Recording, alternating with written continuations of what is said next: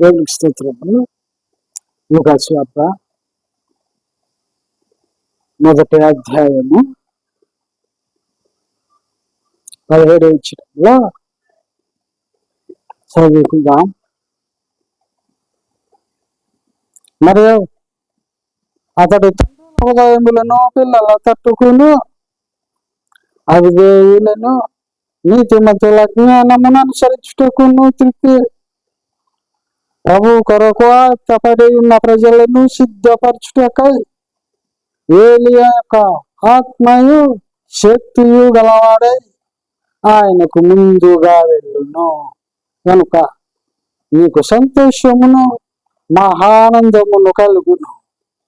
అతడు పుట్టినందున అనేకులు సంతోషింతురు అని. దేవునికి స్తోత్రం.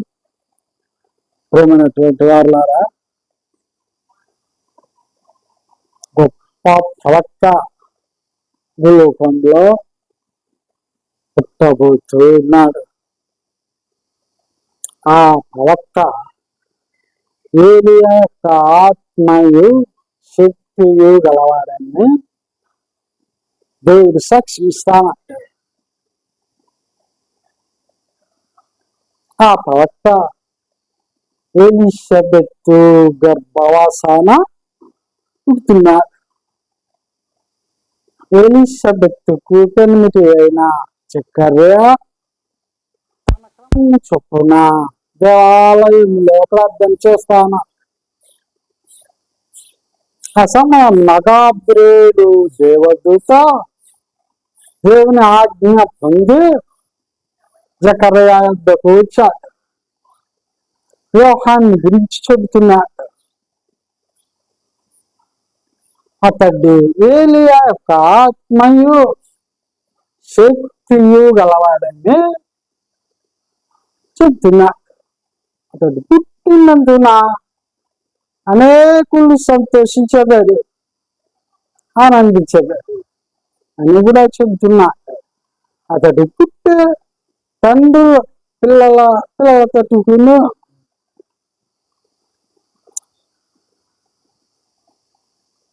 అతడు తండ్రుల హృదయములను పిల్లల తట్టుకును అవిధేయులను నీతిమంతుల జ్ఞానమును అనుసరించుటకును తిప్పి ప్రభు కొరకు ఆత్మపడి ఉన్న ప్రజలను సిద్ధపరచుటకై ఏలియా యొక్క ఆత్మయు శక్తియు గలవాడు అని దూత సాక్షిస్తా.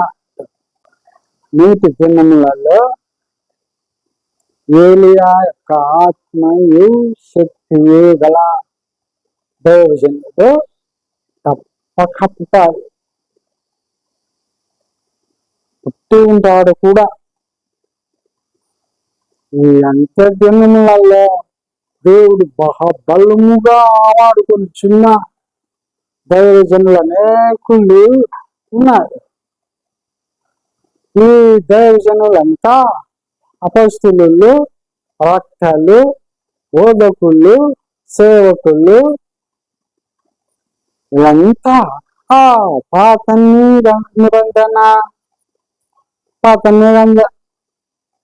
నిబంధన కాలపు ప్రవక్తలో మోసించిన ఆత్మశక్తి పొందిన వారే. అదే లేకన్నా సత్యం.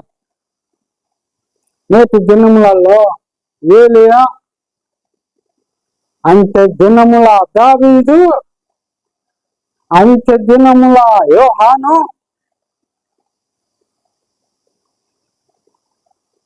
అంత్య దినముల జెరుబాబేలు వీళ్ళంతా ఉన్నారు. అంటే యేసు ప్రభు శిలువపై చనిపోయిన తర్వాత ఆయన రక్షణ పొందిన దొంగను వెంట పెట్టుకుని మృతుల లోకంలో రక్షణ పూరక ఎదురు చూచుచున్నానే అక్కడ ఉన్నారు.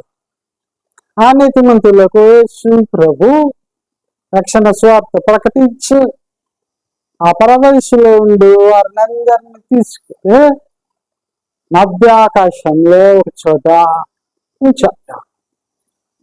వారి యొద్దున్న ఈవులు కానుకలుగా తీసుకున్నారు. అవి దేవుని యొక్క ఉన్నాయి. ఆత్మశక్తి పాత నిబంధన కాలపు అభిషేకాలు. ఆ అభిషేకాలన్నీ ఇప్పుడు నూతనముగా అభిషేకం పొందుతున్న వారి మీద అభిషేకింపబడుతుంది. అందువలన యోహాను పుట్టినప్పుడు దేవుడు ఏలియాలో నివసించిన అభిషేకము శక్తి బాప్తిస్మిచ్చే యోహాను మీద అభిషేకింపబడ్డారు. అందును బట్టి బాప్తిస్మిచ్చే యోహాను ఏలియా యొక్క ఆత్మయు శక్తి గలవాడని దేవుడు సాక్షించుచున్నాడు. అదే వరుస ప్రతి బోధకుడు కూడా శక్తి ఆత్మ కలిగిన వాడ. కాబట్టి విశ్వాసంలో కొందరు, బోధకుల్లో కొందరు అభ్యంతరంలో ఉన్నారు. అభ్యంతరపరిచి దేవుని వాక్యం దూషించి ఇది లేకన్న సత్యం, ఈ సత్యం నందు ఆనందించేవారు, సత్యాన్ని గ్రహించేవారు ధన్యులు. దేవునికి స్తోత్రం. ప్రార్థన చేసుకున్నాం. అత్యంత కృపా కనికరము గల పరలోకమందుండు మా తండ్రి, రైతు ఈ సమయాన్ని నాకు ఆశీర్వాదకరముగా దయచేసినందుకు స్తోత్రం. మేము కూడి స్తుతించి నీ వాక్యము పంచుకొని విన్నవారిని జ్ఞాపకం చేసుకుంటే విన్నవారిని జ్ఞాపకం చేసుకుంటే అనేకులు సత్యము వినినట్లు సహాయం చేయండి. ఆశీర్వదించి నజరేయుడైన యేసు క్రీస్తు నామమున ప్రార్థించుచున్నాము తండ్రి. ఆమేన్. దేవుని దీవించును గాక. ఆమేన్.